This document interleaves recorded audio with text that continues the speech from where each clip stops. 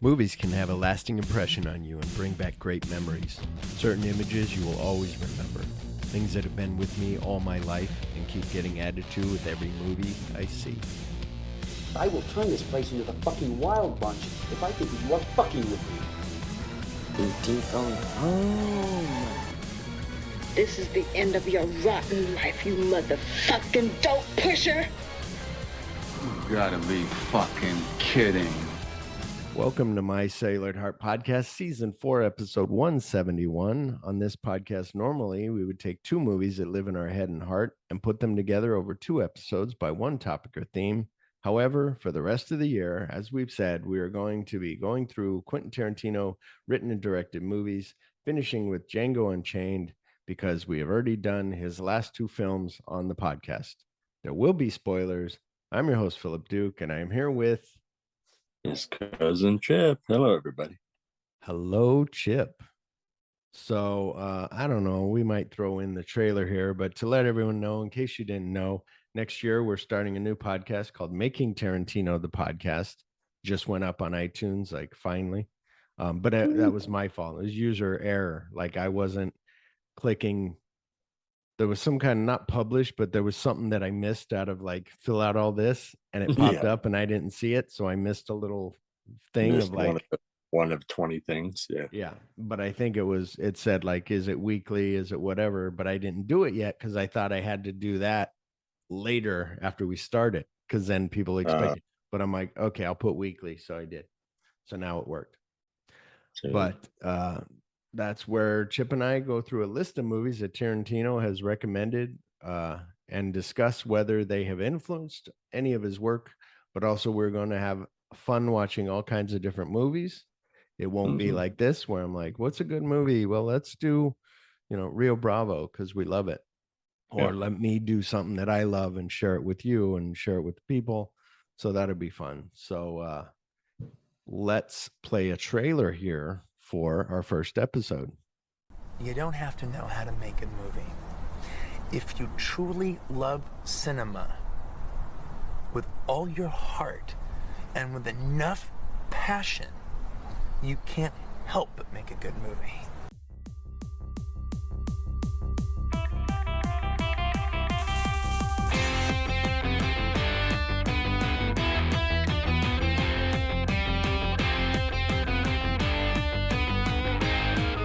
Welcome to Making Tarantino, the podcast. This is a podcast where me, Phillip Duke, and my cousin Chip watch and discuss a list of movies that Quentin Tarantino recommends and see if they've influenced his work.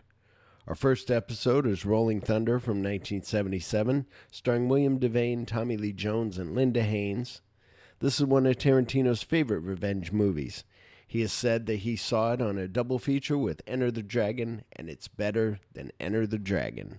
Here are some clips from our first episode. Hopefully you like it. And it's like, yeah, that's what makes it good. Like, it's realistic. Like, he's fucking throwing tables at the guy. Yeah. Fucking, you're like, I think he's going to lose. Like, holy shit. Like, he came in with piss and vinegar and then starts getting his ass kicked. It was also very much a play of, this is what I went through. Don't think that you're a threat to me. Yeah. Yeah, that could be. Yeah. And she's like, what are you doing? He's like, I'm going to kill a bunch of people or something. You're like, holy fuck. But the one thing that we did skip a little bit is that the boyfriend of the wife and died. Yeah, fuck. So, yeah. So hopefully you will join us on January 20th, 2023 as we begin to go through a list of movies that Tarantino has recommended and that may have had a part in making Tarantino.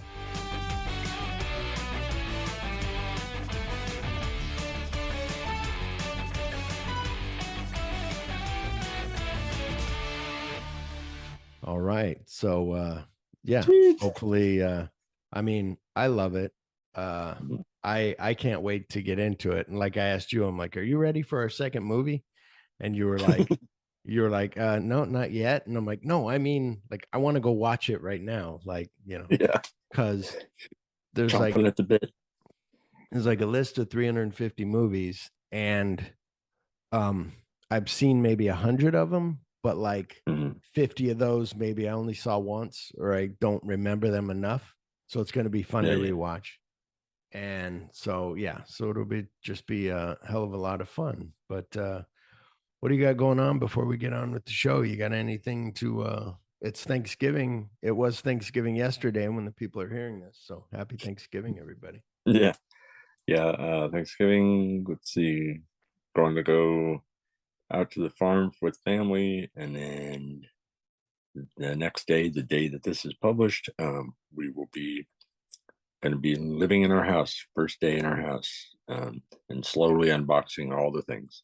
Oh, see, I was thinking you were going on your day off on Sunday was when you were going to start moving in. That's what I was thinking. But yeah, that'll be cool. I think she was talking about Friday, just like sleeping there, like yeah. Well, and I pretty much have to like set up the bed because the bed frame itself has got like these little bars you have to pop in and kind of yeah.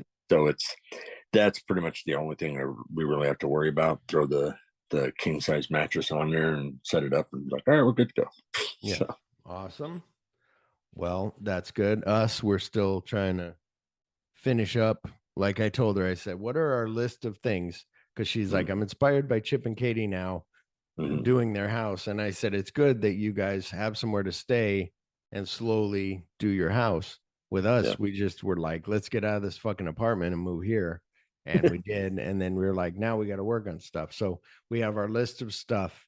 And then when that finally gets done, then we don't even have pictures in the hallway. We have no curtains on our windows. Like we had curtains at first, and then we pulled them down.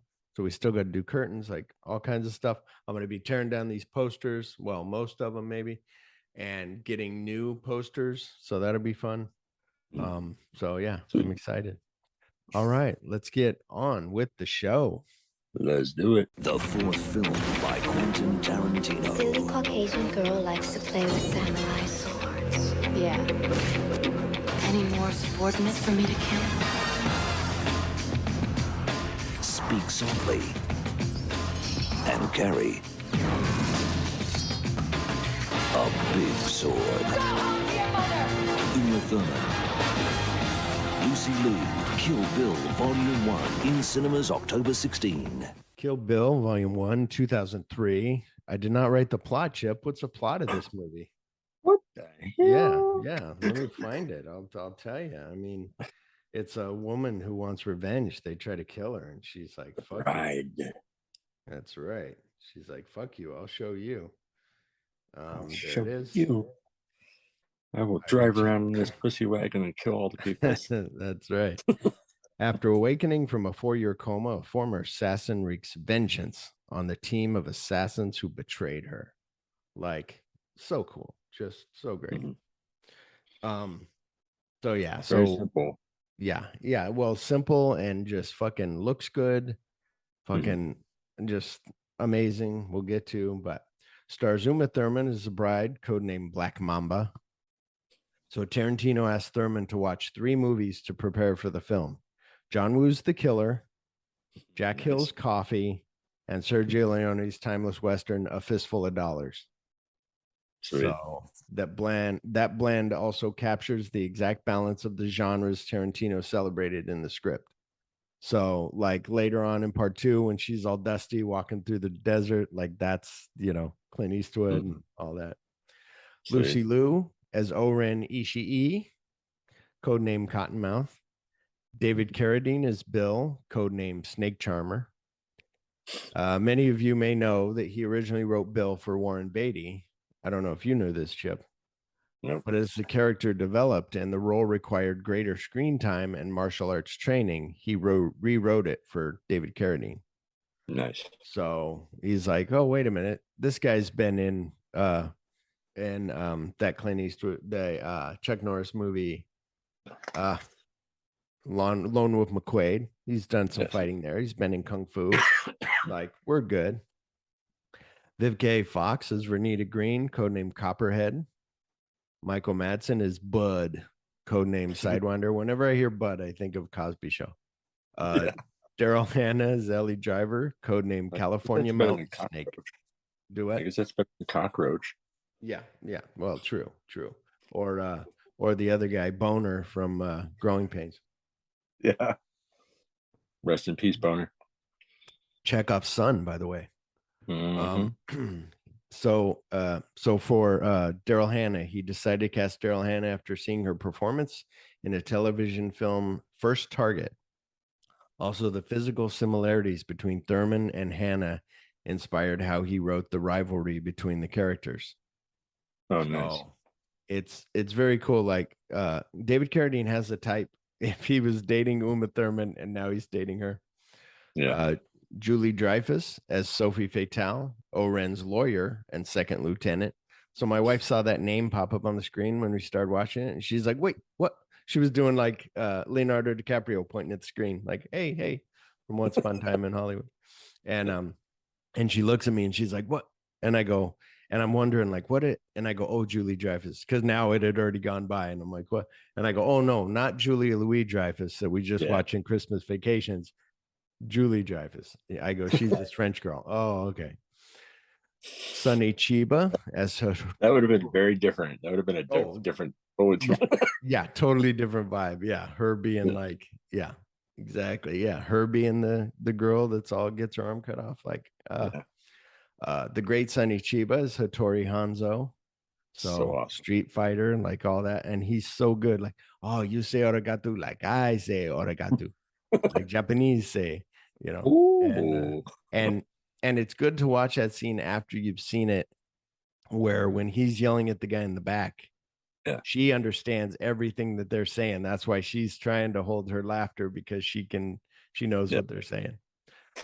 Gordon Liu as Johnny Moe. So, I told you I'm watching these Shaw Brothers movies. And the one that I'm getting next, the one toward the end of my volume 1 was some Gordon Liu movies.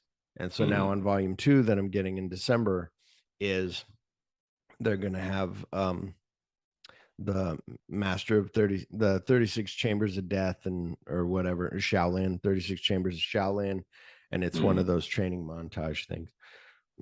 And they're going to have the pole fighter, 8 diagram pole fight. But anyway, he plays Johnny Moe. He's the bald guy that's got the thing. He comes out there, she chops off his legs. Potato mask. Yeah. Michael Parks as Ranger Earl McGraw, and James Parks as Ranger Edgar McGraw.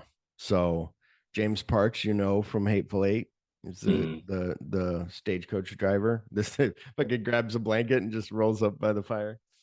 Yeah. You feel bad when he's like, "I just want some coffee," and then he's puking up blood. Written by Quentin Tarantino. So he and Thurman conceived the bride character during the production of Tarantino's 94 film Pulp Fiction. He does credit the story to Q and U. So, and then there was a time when later he moved to New York. He was living in New York for a little bit while she was pregnant.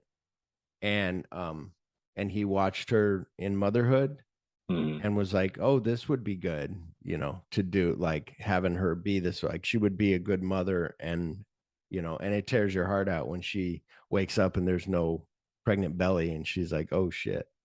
Yeah. So yeah, she was pregnant with Maya from Stranger Things. An early draft included a chapter set after the confrontation with Vernita, in which the bride has a gunfight with Gogo Yubari's vengeful sister, Yuki. So, and I remembered this, I had forgot about this, but the script a long time ago, when that script came out, I think I told you, like I went ahead and downloaded it and read it because the movie wasn't out yet. And I read it and I'm like, "Oh, wow, this is really cool." You could visualize it on your own and be like, maybe. And there was a part where she's hiding in like a treehouse and she calls her friend, and her friend is Bonnie from fucking Pulp Fiction, Jimmy's wife. And Bonnie comes there and doctors her up, and you're like, "Oh, that's cool." But there was a gunfight with Yuki. So Yuki and Gogo, there were 2 sisters who were crazy. Yeah. So being as Vernita is second on the list, then Gogo's already dead, and Yuki's like, "I want revenge," and they have like a gunfight. But it was cut because it would have made the film overlong and added $1 million to the budget. Another draft featured a scene in which the bride's car is blown up by Ellie. So it's like, holy shit. The Guardian wrote the Kill Bill's plot shares similarities with the 1973 Japanese film Lady Snowblood, which is on our list for our Quentin Tarantino podcast, Making Tarantino. It's a very good movie. You'll love it. In which a woman kills off the gang who murdered her family and observed that, like how Lady Snowblood used stills and illustrations for parts of the narrative that were too expensive to film, Kill Bill similarly used Japanese style animation to break up the narrative. The plot also resembles the 1968 French film The Bride Wore Black, in which a bride seeks revenge on 5 gang members and strikes them off a list as she kills them. So that part sounds cool. That one I've never read of him recommending it. And he said that one, he knows he didn't use that. Like he didn't see it till afterwards, but it does have similarity to him making the list. But what else is interesting that you notice, like they were saying about cutting to the animation, it's also when the bride is talking about these guys that came and killed her, there's like a still of them outside the church. And then there's like they're just standing there staring at her, like all that stuff. Like they don't show all the violence that happened until the Japanimation sequence, but it's very cool. Directed by Quentin Tarantino. Yay. So there's no recasted anymore. Nope. So how did this movie come into your life? So first of all, let me apologize before Chip tells me how it came into his life and how angry he was with me. And I don't even know if he remembers this, but I remember it because he was pissed. So I'm at my house. I got like this apartment where like all these people are kind of staying. They just come in and out. And sometimes they'd be, I'm going to stay here for a week. Okay, go ahead. Or a couple days or whatever. And I'd let them. And they all had jobs, so they could, some of them had jobs and they could buy food and whatever. And then Kill Bill comes out. I'm like, oh, let's go see Kill Bill. So it was me and I think Jack and Casey. And I'm like, oh, we're going to see Kill Bill. And either after or before, Chip was like, what the fuck? You didn't invite me, who saw Reservoir Dogs. He brought up the Reservoir Dogs again. And, we've seen Pulp Fiction and all this stuff. And it's a major thing. And we went and saw Jackie Brown. And Kill Bill comes out and you're just like, whatever. And so I was like, oh shit. I said, okay. So in my head, I go, mental note, Kill Bill Volume 2, Chip and I. So yeah. So that's but it was that thing of I read the script. I was like, oh wow. And then I saw the movie and there were things that weren't in the script. And it was just, you couldn't even visualize anything that he was writing about in the script, He's good at setting it up, but yeah, interesting. Yeah, and as far as I'm concerned, I pretty much, like I've said before, when you get excited about something, you won't shut up about it like that, like I am about a video game most of the time. Yeah. So that's all I was probably hearing for weeks on end is, it's coming. The script, part one's coming. So that's pretty much what it was. Well, and what's funny with Chip and I is he'll talk about a video game that maybe I don't care. I can visualize what he's talking about and I'll listen to him. Same thing with me. If I'm like, I saw this Kung Fu movie and it was, and he'll listen. He doesn't give a shit, but he's like, okay, I'll listen. I'll hear what you got to say. So it's interesting, but that's what you do for friends. Yes. All right. Let's get to some listener opinions. Well, you gotta have an opinion. Well, opinions are like assholes. Everybody has one. I hated this movie. Yeah, well, that's just like your opinion, man. I like it! Opinions vary. Our buddy Michael Strom over there at MotoStrom23 on Instagram wrote, solid outing. Sweet. Miracle of the Sun 20, one of my ex-workers at the security place, wrote, quote, I liked how part 1 and part 2 style was totally different. Agreed. Maria Paula Spinelli, our friend from Spain. Well, my friend. Anyway, over there in Spain, they'll do like a group. Like they'll just be out at night, like working out in a park, like just for fitness. Like they're all like, it's a communitive effort. It's really cool. But anyway, She says, I liked it very much. The soundtrack is amazing. The characters are powerful. It's beautiful how the whole thing looks like an anime. One of QT's best works. 2 heart emojis. Our buddies over there at Grindhouse Database wrote, quote, it's my fave, QT film. Then he added, I mean, Kill Bill is one film. And I was like, understood. Yeah. Even though if you ask Quentin will go, no, it came out as 2. It's 2 films. I filmed it as 1, but then we split it. So I counted as 1 and 2. And part of him might be kicking himself like, if I could have combined that, that would have just been the 4th film by Quentin Tarantino. And then I'd have 2 extras to do. But yeah. Well, he can turn that around. He can, at any point in time, be like, you know what? I consider those just so that he can be like, I got 2 more films. Yeah. But no. Well, and then the word came out this week that he was on a podcast with that comedian, Tom Segura. And he said that he's working on he's got an 8 episode miniseries already written and it's ready to go. Like he's ready to go film it. And so you would think, well, if he's got to deal with Netflix, he could probably throw that on Netflix or wherever. And, yeah. So, but yeah, that'd be cool. Donato Roberto 3 wrote Best of All Times. Gary.hunt.37819 wrote 1 was good, part 2 was disappointing. And I was like, oh, I don't know. I might like 2 better than 1, but I don't know. But watching it again, it was so much fun rewatching these when you watch them before, but then you watch them for the show and you pick up things. Very cool. Well, especially after not watching them for so long and just watching part 1 and not moving on to part 2 yet. Just when she plucks the eye, I was like, oh, like my wife, we'll get to it, but it was very cool to watch. The wife actually focused on the movie, and so we're watching it, and I'm like, you see, she killed Oren before she killed Vernita, and now she's moving on to Bud, and so she's like, oh, okay. So Uma Thurman became pregnant as shooting was ready to begin. Tarantino delayed the production, saying, quote, if Joseph von Sternberg is getting ready to make Morocco and Marlene Dietrich gets pregnant, he waits for Dietrich. So that's like high praise. It's like, yeah, very, very true. The crew eschewed computer-generated imagery in favor of practical effects used in 1970s Chinese cinema, particularly by the director Chang Chi, who I've been watching his movies on Shawscope on my collection, including the use of fire extinguishers and condoms to create spurts and explosions of blood. Tarantino told his crew, quote, let's pretend we're little kids and we're making a Super 8 movie in our backyard and you don't have all this shit. How would you achieve this effect? Ingenuity is important here.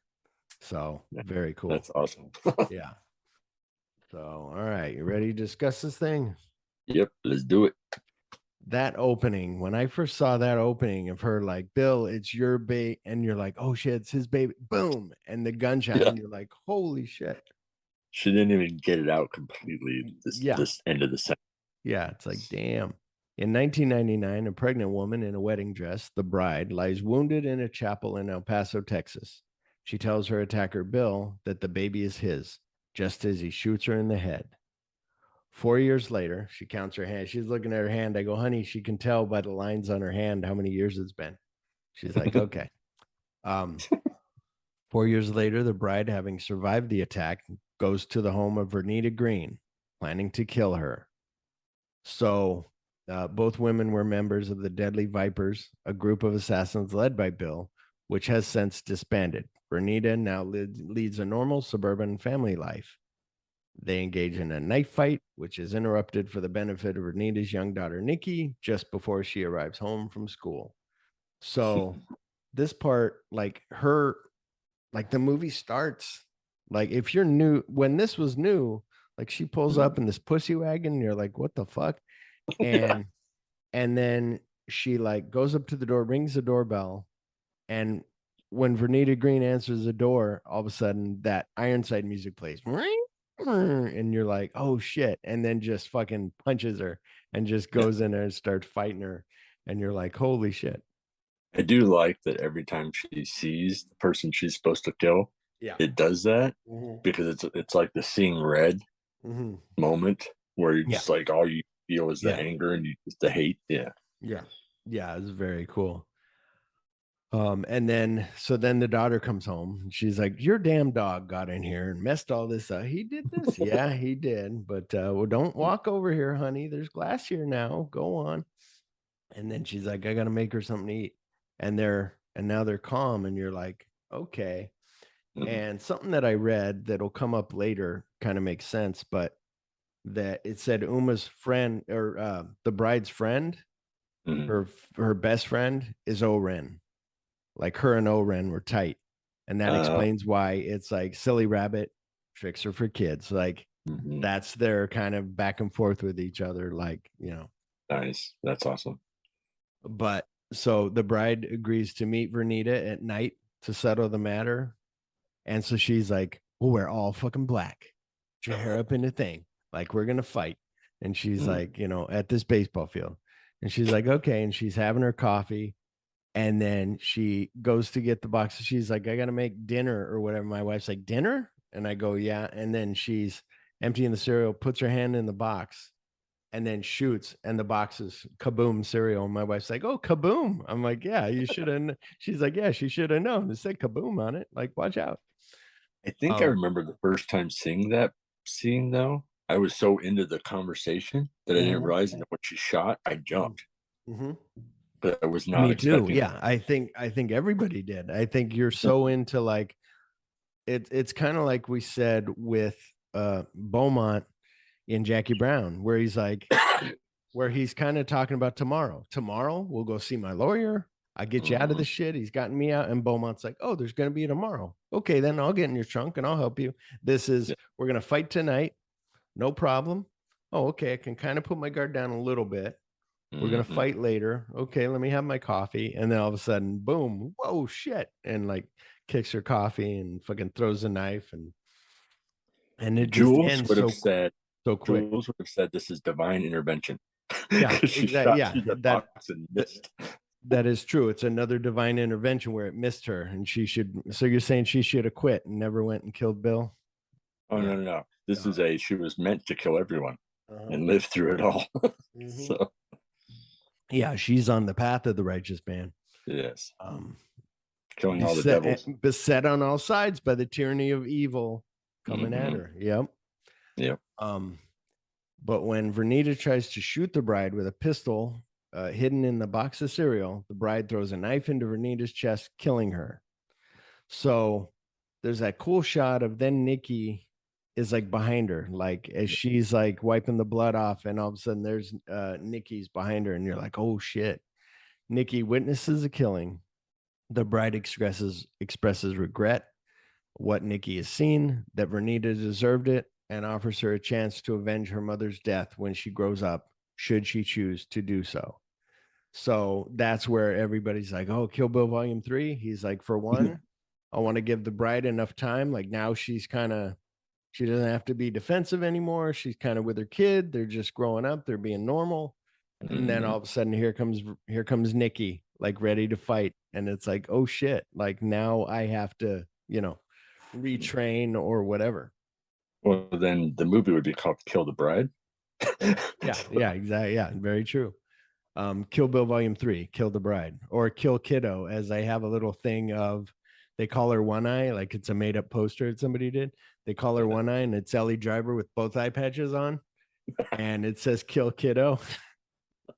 So she's got the one, like the nurse one with the red cross on it, and the other one's a black one. So yeah, very cool. 4 years earlier, the cops investigate the massacre at the wedding chapel. Our buddy Earl McGraw, fucking bad old Michael Parks. The sheriff discovers that the bride is alive. So my wife's like, so she spits on him.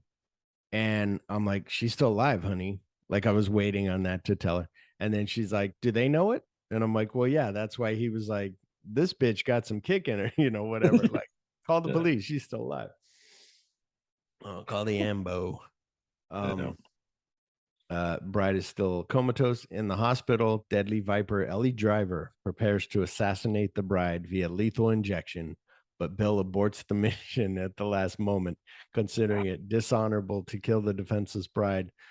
So what's great about that too is the way it's filmed is Brian De Palma type split screen, like her walking, her just laying in the bed, and she's wearing that cool outfit that already looks like a nurse's outfit, but it's got a fake belt on it. It's just drawn. Everything's drawn on there, the buttons and everything. Yeah. And then she goes in and changes and puts on that nurse outfit and has the patch with the red cross. And you're like, oh, what a beautiful touch. Yeah. And then goes into the room, got the needle. She's going to give her the shot. And then her phone rings. Just at that perfect moment. Yeah. And what is her ringtone? I forget. Is it the Twisted Nerve that she's been whistling? No. Damn it. It's something important. Anyway, but we'll correct that next time. But it's cool because she's like, she's ready to kill. Like she hates this woman. And all of a sudden he's like, don't do it. And she's like, motherfucker, what? He's like, watch your voice, like calm down. And he's like, do you understand? And she's like, yes, and he always says those things of the way he speaks of like, I can't even, what do you suppose, or what do you think? Like he says at the end when he's talking to Sophie, he's like, oh, I was guessing wouldn't be necessary. Yeah. All that. So Ellie's like, fine. And she leaves, and you're like, oh, he's like, just leave her alone. And she's like, you better never wake up, bitch. And you're like, oh, fuck. So in that moment, if she would have just did it anyway. Yeah. She could have just said, oh, I already did it. Yeah. Yeah. Just lied to him. Yeah. Just lied to him. Too late. Yeah. I already did it. Sorry. Then they all would still be alive. She might have been broken up with. She might have been killed, like whatever. Awakening from her 4-year coma, the bride is horrified to find that she is no longer pregnant. So that's when she hears somebody coming and she lays down. But that acting thing of her finding that she has no baby, and she just like starts crying, and he stays on it for a while of her just crying. And then she like flops down, and then the guy comes in, and he's like, oh yeah, here's some lube. She might get dry down there, on her cooch, and you might want to throw this on there. And he's like, okay, don't hit her. She get a shiner or something. Like that's not good. And it took me a minute to realize who that guy was, though, that he was talking to. Oh, the other guy, the big guy. Yeah. Oh, who is he? He's from all the Adam Sandler movies where he's got the eye that goes sideways. Oh, that's right. Yeah. That's right. Yeah. Okay. Yeah, you don't see him as much as the others that keep going, like that, the guy from Grandma's Boy and the other. Anyway, maybe he met him at Little Nicky, and he was like, "Hey, you want to be in my movie?" Yeah.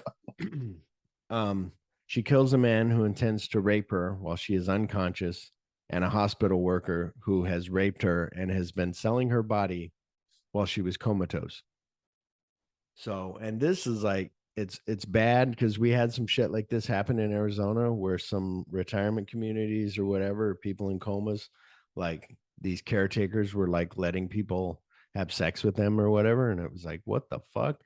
Oh, geez. But yeah. So that's another cool part. It's like a Brian De Palma thing. He comes in, he's like, what the fuck? And he's looking for her, and she's waiting down there with a knife to cut his Achilles tendon. And right away, all I'm thinking about is Pet Cemetery. I'm like, yeah, exactly. Yeah. Herman Munster getting his fucking legs slashed by the creepy fucking kid. I'd like to know what he looks like now. He still looks creepy.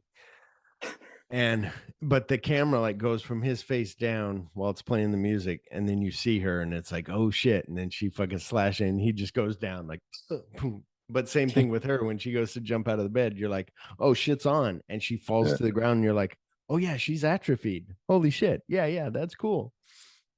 Where she wasn't like slowly getting her legs back. It took 13 hours for her to get full use of her legs. Yeah. So she takes the hospital worker's truck and teaches herself to walk again. See that? Okay. Out of everything in this movie, that's the only thing that I don't like. Okay. Which part? What? Because it said 13 hours later, she's sitting in the back of his truck. Mm-hmm. The dude is dead. Right. They would have found his body. Police would have canvassed the area. They would have been scouring that whole fucking place. They would have probably checked his truck, or at least checked all the cars out there or something, because anybody intelligent enough that worked there would be like, I don't know how far she got because of her legs. She couldn't have gone far. So they would have checked all the vehicles too. Right. It's like they would have found her Allow 13 me hours later. Allow me to defend the police with this.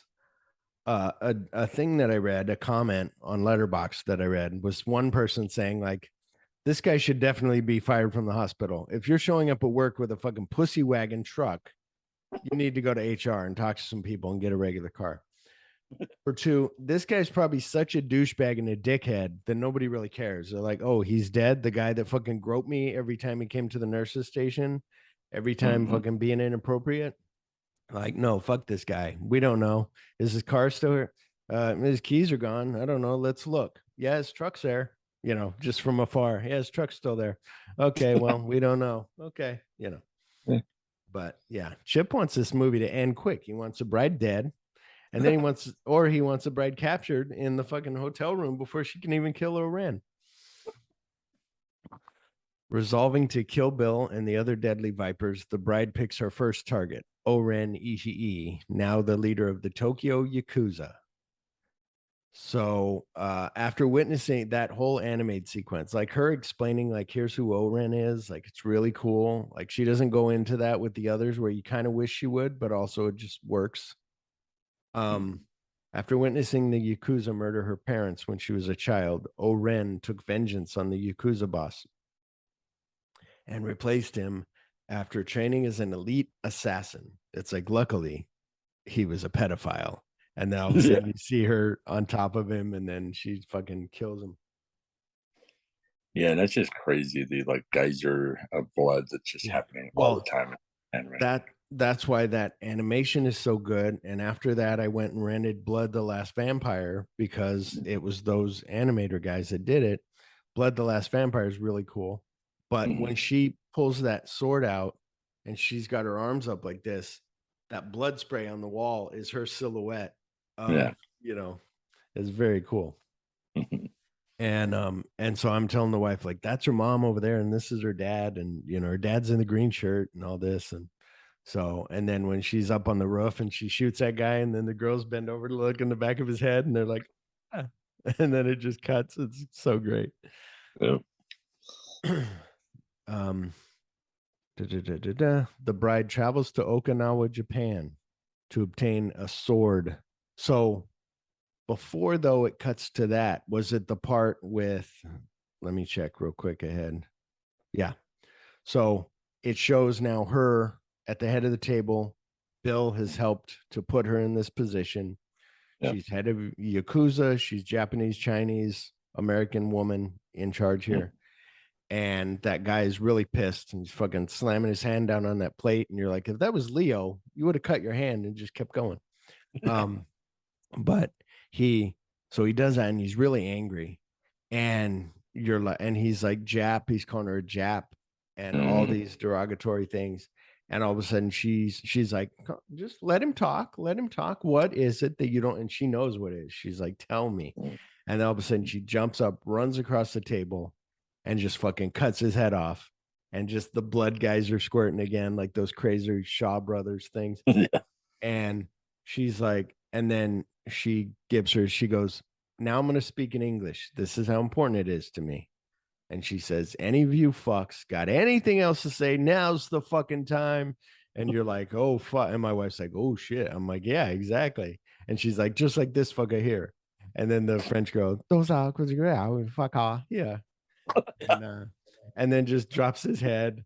And then you're like, holy shit. Like, that was such a power move. My wife's like, they'll never say any shit again. I said, yeah, exactly. Like, so cool. The bride travels to Okinawa, Japan to obtain a sword from legendary swordsmith Hattori Hanzo, who has sworn never to forge a sword again.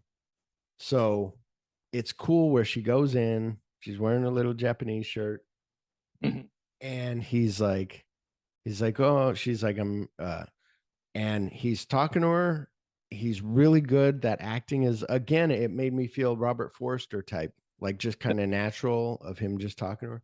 And then that's the first time when I saw like, oh, those are magnets that they throw the knife to and it just sticks to the magnet. I'm like, oh, that's what's in a chef's kitchen. But the guy, like, I'm watching my soap operas, like, leave me alone. He's like, get the fuck out. He goes, for 30 years, I've been working for you. And what the fuck? And then you're like, oh, he made swords for 2 more years after this guy started with him and then stopped. But what else is great is him doing him having that guy having so much respect for Hattori Hanzo, where he'll bitch at him at the fucking sushi restaurant. But when it comes time to present a sword, he understands his role. He understands how important it is. And also for Quentin to pull that out, like showing how important a sword is, of him like take the third one down, it's better, and her giving it respect, slowly grabbing it, like pulling it out, him throwing a baseball at her, which they really did. They really cut it in half, but it was her stunt double. Oh, nice. And but all that stuff. So it's like, it's really cool. And then when she's up there and she's like, I need it. First of all, he's like, what makes you think? And she's like, because a student of yours. And so my wife's like, oh, was he trained by him? And I'm like, yeah, I guess. And she said trained by him. So I guess in sword fighting and all this stuff. And so after learning that her target is Bill, his former student, he relents and spends a month crafting his finest sword for her. So he's like, you can stay here. He's like, not that sword. She's like, just give me one of these. He's like, I'm not selling. She goes, who said anything about selling? You're like, why you got to go there? This guy's being nice to you. Why you got to? So, but you also know that she could do the 5 fingers of death and he'll the fucking palm technique, the explosive heart, 5-finger palm, exploding death, whatever. So then he's like, it'll be a month. You can stay here. And then when it cuts to him presenting, it's good because he's showing how important these swords are. When she's fighting Oren, her first person to get revenge on, she's telling her, what kind of sword is it? She shows her. She goes, bullshit, you got a Hattori Hanzo sword. And she shows her. And she's like, oh, wow. And then toward the end, it's very cool. We'll get there later. But, and same thing within part 2, where they're like, Ellie has never been worthy. Ellie's trying to cut corners always to try to be, when you find out later in the second one, especially, because she won't put the work in. She just wants to kill the bride. She doesn't want to fight her, and but also with her being like, hey bud, do you still have your Hattori Hanzo sword? I want to buy it from you. He's like, I pawned it at the pawn shop. And she's like, you fucking pawned a Hattori Hanzo sword?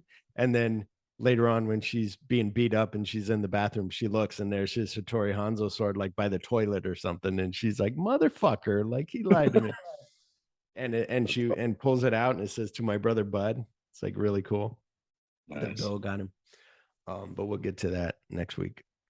So the bride tracks Oren to the House of Blue. So that whole thing of presenting the sword, the other guy pulling the sheath off and holding it, and him talking about, if you meet God on your journey, he'll be cut, because that's how sharp this is. It'll cut anything in any world. And then he puts the thing back and hands it to her, and she's really slow to take it. Like, it's just really good. Like, because some people may go, oh, it slowed down when it got there. No, that's some of the best stuff leading that up. Yeah. And the bride tracks Oren to the House of Blue Leaves, a Tokyo restaurant, and amputates the arm of her assistant, Sophie Fatale. So that part is cool too, where she's driving next to her, and you hear that Green Hornet music playing while she's sitting next to her at the light. And you're like, oh, is something going to happen right now? And then she just drives off. And you're like, okay. And then later you see her just sitting at the bar, like taking everything in, and she's ready. And you're like, oh, fuck. And then she goes to the restroom and waits. And it does that cool Superman X-ray thing through the wall of you seeing her take off the jacket and she's getting ready. And then Sophie comes in there and you're like, oh. Well, before that, she gets close to the door. Yeah. And Oren throws the blade. Yeah. Yeah, that's right. Yeah. She's holding herself up above her. Yeah. And then Yuki, is it Yuki? Yeah, Yuki goes out, or the other one, Go Gogo goes out there and is looking, and you're like, oh shit. But yeah, very cool. So then they got Charlie Brown. He's like, you remind me of somebody. Yeah, Charlie Brown. And those 5, 6, 7, 8s, which I've explained before on my references and stuff, but I'll explain it now. So Quentin was in Japan looking for where they're going to film and stuff like that.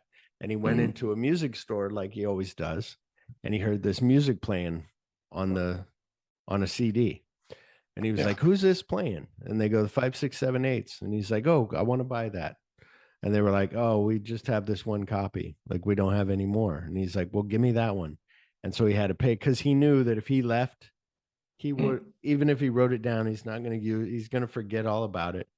So he bought it right then and then used them and put them in the movie. And it's like, wow, that's way cool. That's awesome. And they seem like a rockabilly like thing. Like I'd like to get more of their stuff. Yeah. So she's there. So she's like, hey, and Sophie, falls over and bleeding. And some of the guys come out. And all of the guys that are with her, they all come out and they're ready to fight her. She fights all of them. And she's like, and then Oren's like ready. Oren even pulls her little sword out and is ready to fight, like with her little sword and maybe her big sword. And then just when she hears the motorcycle coming, she just stabs it into the thing. Is like, I'm out. You got a deal.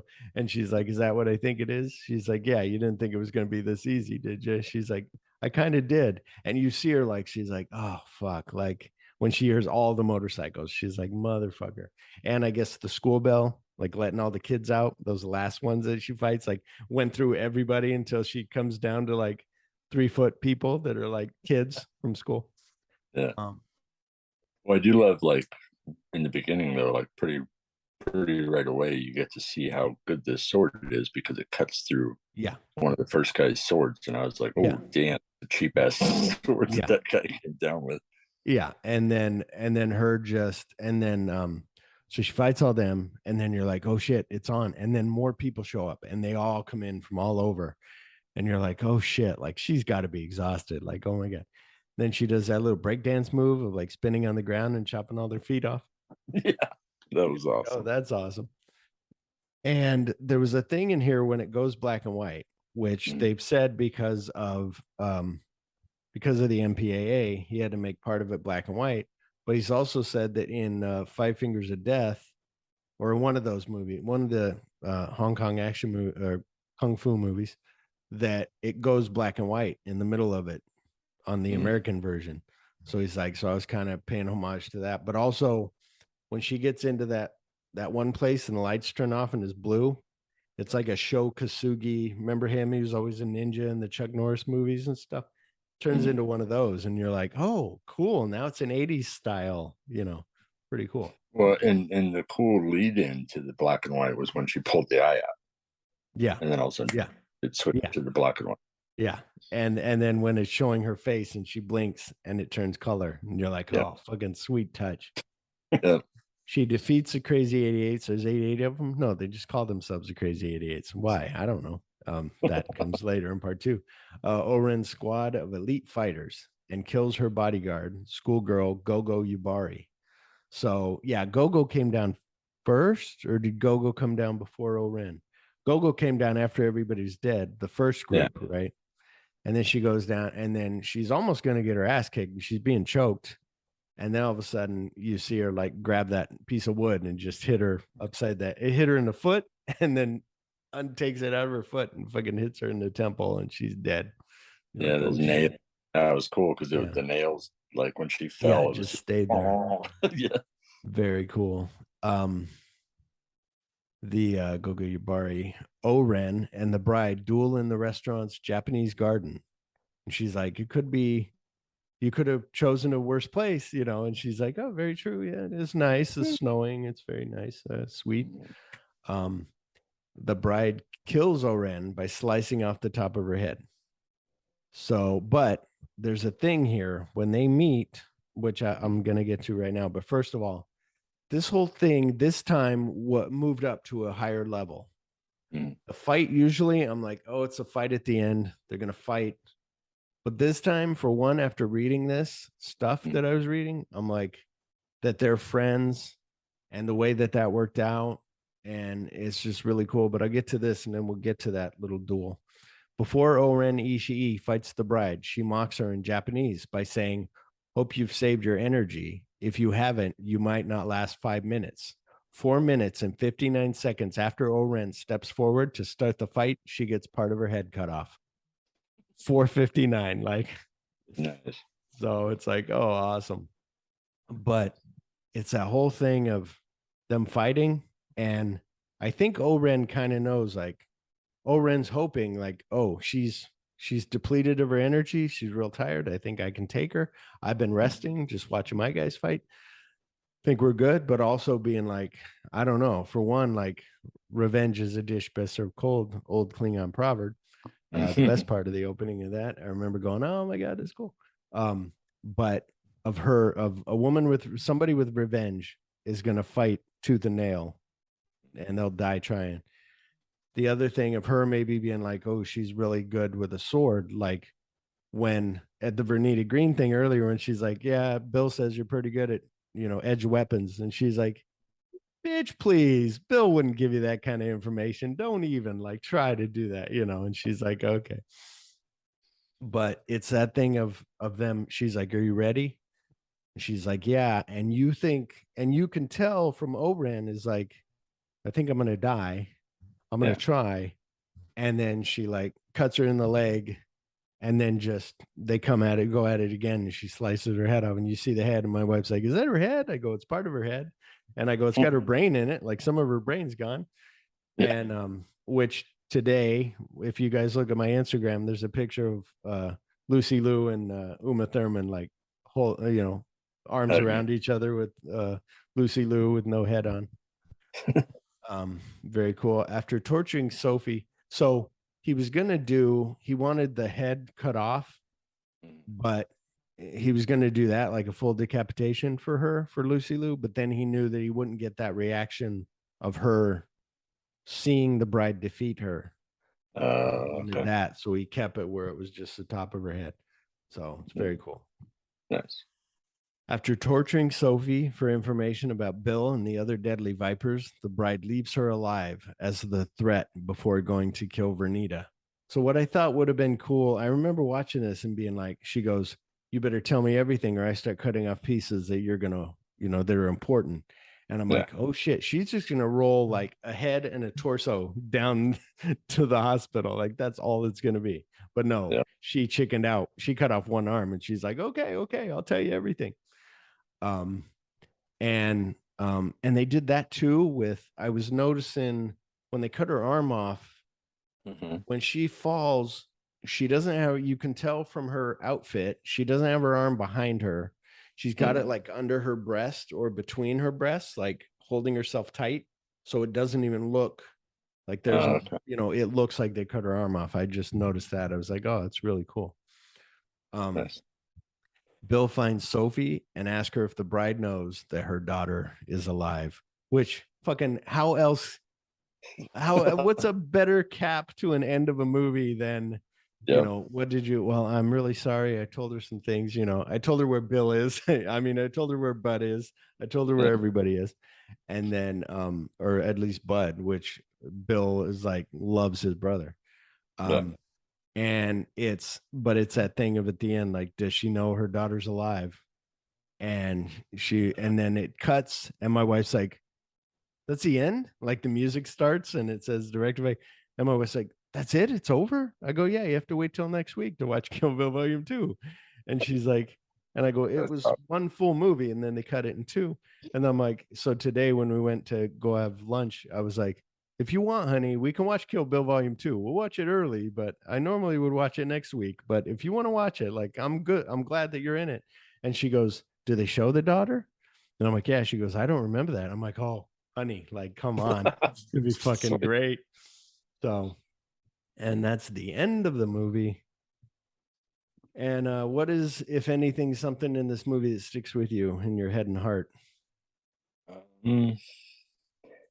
I mean, and it's hard to pinpoint because everything is so good. But it's that Vernita Green thing in the kitchen. But go ahead. You're like, you asked me, shut the fuck up. All right. Kinda, yeah.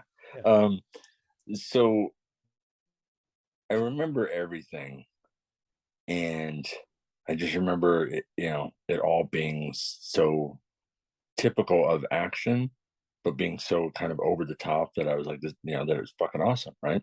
Yeah. So, but the thing that always sticks with me is the Hattori Hanzo part. Mm-hmm. I love that, just that little bit where there's no fighting. There's just the conversation and him talking to the guy in the back and just all that. And I just thought that was so awesome. But this time around, watching it, when he walks over and he writes Bill, mm-hmm. In the window, and walks away and tells her, you can stay here, blah, blah, blah. And then he goes down. She walks over and she wipes it away. Mm-hmm. But then that could have been it. And she could have turned around. But instead, there's that little bit left that she just with her finger to just get rid of it so that it's perfectly.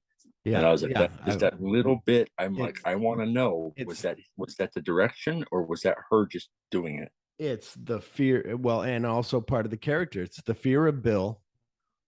This guy's making me a sword for free. If I leave this written here somehow, Bill might show up, and it might be another foggy day, or he'll just breathe hot breath on it and he'll see that it was written Bill, and he'll be like, oh, she fucking, and he'll kill Hattori Hanzo or something. And so that part, but yeah, it's that. And also that was from a movie called The Big Combo, where I had seen it recently back before when I recorded in 2019, when I recorded Quentin References and Influences. And I watched this noir called Big Combo. They had Portrait of a Cop in that movie. And they had a thing where this girl was thinking back of how she wrote the name on the frosted glass. And it was her dream. It was a remembrance that she had. And I'm like, oh, wow, that's cool that they didn't even show it in a movie, but it was her saying it that reminded maybe him to go, I'm going to have her write Bill on the thing. But it's that part's good. That whole sequence is good. It's like them being funny, but then him getting serious when she's like, I come to see a man about a sword, Hattori Hanzo. And he's like, why do you need Japanese steel, and all that. So very cool. Yeah. I remember the kitchen thing, of course, that opening, her slamming fucking, Buck's head in that fucking door. Like, I'm like, Jesus Christ, like, and his leg fucking twitching, and then she hits him that last time, and but and the way she doesn't move because he's already dead. And the way when she remembers and she's like, your name's Buck, right? You're here to fuck, right? And you're like, oh shit, she's fucking pissed. So yeah, it's crazy. So the reviews, Rotten Tomatoes critical consensus reads, quote, Kill Bill is admittedly little more than a stylish revenge thriller, albeit one that benefits from a wildly inventive surfeit of style, which is true. Like you said, it's simple. It's a revenge picture, but there's so much more to it. So cool. A.O. Scott of the New York Times wrote, quote, while being so relentlessly exposed to a filmmaker's idiosyncratic turn-ons can be tedious and off-putting, the undeniable passion that drives Kill Bill is fascinating, even strange to say it, endearing. Mr. Tarantino is an irrepressible show-off, recklessly flaunting his formal skills as a choreographer of high-concept violence, but he is also an unabashed cinephile, and the sincerity of his enthusiasm gives this messy, uneven spectacle an odd, feverish integrity, unquote. So here's a little fun thing that I want to look up, but it's also like a parody, so I don't know. But Kill Buljo is a 2007 Norwegian parody of Kill Bill set in Finnmark, Norway, and portrays Jompa Tormund's hunt for Tampa and Papa Buljo. The film satirizes stereotypes of Norway's Sami population. According to the Norwegian newspaper Dagbladet, Tarantino approved of the parody. The Pussy Wagon vehicle from and then here's some other things. The Pussy Wagon vehicle from Kill Bill Volume 1, made a cameo in the 2010 music video of Lady Gaga's song Telephone at Tarantino's behest. Nice. So now we're on to rating. Now I had this at 4.5, but after I watched it, because I think I had this at 4.5, and spoiler alert, part 2 I had at 5. But also I think part 2 at 5 is Michael Parks playing Bill's father, like fucking nailed fucking out of the park. But I'm gonna move this up to 5. I'm giving it 5 because seeing it, I got a little more out of it. You always do in some of these movies. So what do you give it? 4.5. 4.5. Oh, maybe I should have stayed at 4.5. Hang on, I want to be like Chip. 4.5. No, it was like last year when I watched all the Tarantino movies, that was what I rated. It was 4.5. Yeah. And so maybe I would. Maybe it's just because it's new and fresh, and I'm like, oh yeah, I want to, But yeah, 4.5, 5, 4 3/4. Yeah. But yeah, it's just a good, solid, like great little revenge picture. Like totally fine. Like I love it. And I can't wait for part 2, like especially with the wife, for the wife to watch. And I don't know how long it had been since you saw this one. And now it's probably been the same length of time for you to see part 2. So that'll be interesting. Yeah, I think that's the thing with these two, is that I think I saw part 1 more. I don't think I saw the second one as many times, so I don't remember the second one very much. So very cool. The Bud stuff is cool. Like just it's all good. You ready to get to Phil's film favorite of the week? Yeah. All right. Remember last week we were doing Jackie Brown, and I said there was a movie on there where he's like, is that Rutger Hauer? And she's like, no, that's Helmut Berger. It's like, oh, so, and I said, oh, I got to watch that movie. It's called The Mad Dog Killer. And it was on Tubi and Pluto from 1977. The plot: in Italy, escaped sadistic killer Nanni Vitali and his henchmen terrorize the populace and seek revenge against those responsible for Vitali's incarceration. So it starts right away with like this camera showing like a prison, and the camera slowly starts pulling out, and all of a sudden the front door opens and these like 4 guys come running out, and they just jump in a car and they take off and they escape from prison. You're like, what the fuck?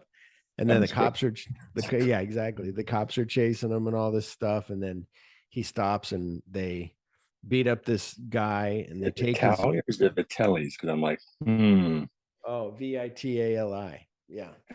Okay. I was gonna say, is this the grandfather or the father of the Vitellis from the Goonies? Yeah, no, not Fratellis. Yeah, I'm the sorry. older mother. Vitelli. Yeah, that would be funny. Yeah, they were Italian. Oh, they do, when he's singing the opera. Yeah.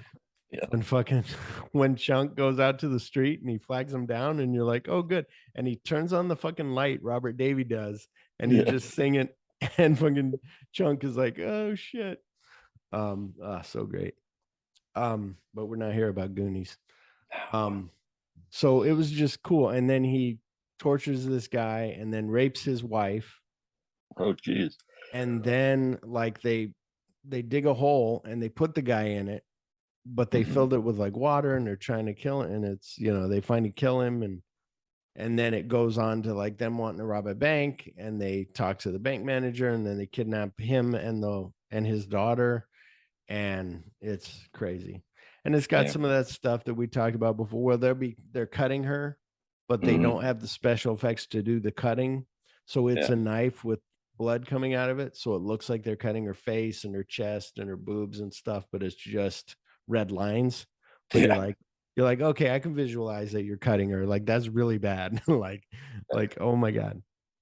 But I give it 3.5. Because it was fun. It was good. It started out with that, like, holy shit, where's this going? Like, what's going on? So very cool. Come back on December 2nd for the incident that happened at the Two Pines wedding chapel that put this whole gory story into motion has since become legend.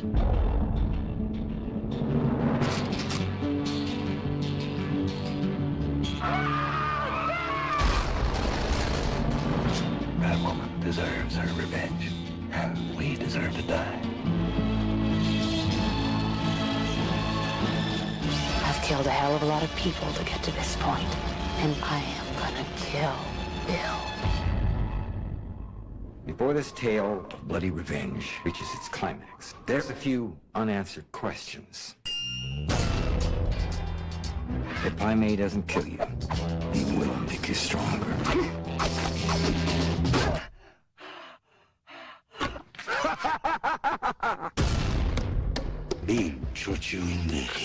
There are consequences to breaking the heart of a killer. Pretty cool, huh? She's coming to kill you. She cut her way through 88 bodyguards. No, there wasn't really 88 of them. They just called themselves the Crazy 88. How come? I don't know. I guess they thought it sounded cool. Hi, Mommy. So, it all suddenly seems so clear. I was a killer who killed for you. I had to choose. I chose her. She must suffer to her last breath.